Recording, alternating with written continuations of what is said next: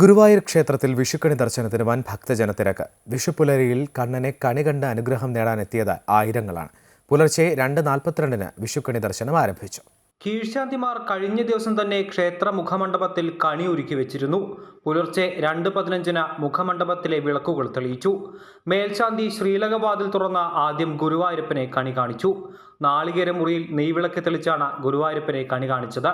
തുടർന്ന് ഗുരുവായൂരപ്പന്റെ തങ്കത്തിടമ്പ് സ്വർണ്ണസിംഹാസനത്തിൽ ആലവട്ടം വെഞ്ചാമരം എന്നിവ കൊണ്ട് അലങ്കരിച്ചു വെച്ചു. സിംഹാസനത്തിന് താഴെയായി ഓട്ടുരുളിയിൽ കണിക്കോപ്പുകളും വെച്ചു.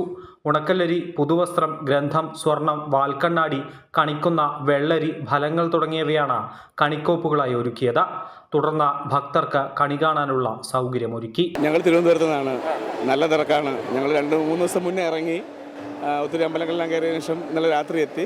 ഇന്നിപ്പോൾ രാവിലെ ദർശനം കഴിഞ്ഞു. തിരികെ പോകാനായിട്ടുള്ള സമയമാണ്. തിരക്കുണ്ടായിരുന്നു. ആദ്യമായിട്ടാ ശ്രീക്ഷേത്രത്തിക്ക് കേട്ടാറുണ്ട്. പ്രാവശ്യം വരാൻ പറ്റിയില്ല. അപ്പോൾ എല്ലാ വർഷവും ഇല്ല, എന്നാലും ഒരു വിധം അല്ല. ഇന്നലെ എത്തി. കണി കാണാനില്ല എങ്കിലും തൊഴുതു. കണി ദർശനം കഴിഞ്ഞവർക്ക് മേൽശാന്തി വിഷുക്കൈനീട്ടം നൽകി. 3:42 വരെ ഭക്തർ വിഷുക്കണി ദർശിച്ചു. ശ്രീലകത്ത് മുഖമണ്ഡപത്തിൽ സ്വർണ്ണസിംഹാസനത്തിൽ പൊൻതിടമ്പും കണിക്കൊപ്പുകളും വെച്ചും ഭക്തർക്കായി കണിയൊരുക്കിയിരുന്നു.